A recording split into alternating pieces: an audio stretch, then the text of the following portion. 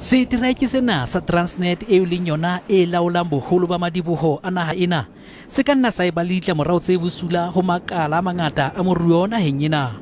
The case was struck off the roll today earlier on by the court, and we do not know what exactly the employer was saying, because their reasoning was basically saying that our strike is illegal.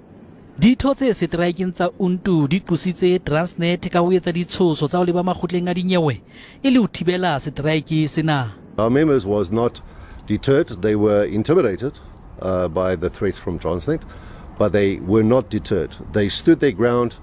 They followed the leadership. Ate haile Kimberley basebetsi ba re nyehelo ya meputso e fuwang basebetsi ha ya lekana hore ba ka hlokomela malapa a bona. The offer that Transnet is giving us is certainly not even close to the inflation rate.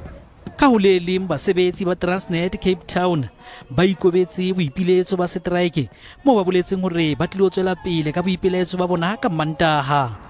Mothating ona basebetsi ba fumane tumello ya makgotla a dinyewe ya ho leba Seteraekeng.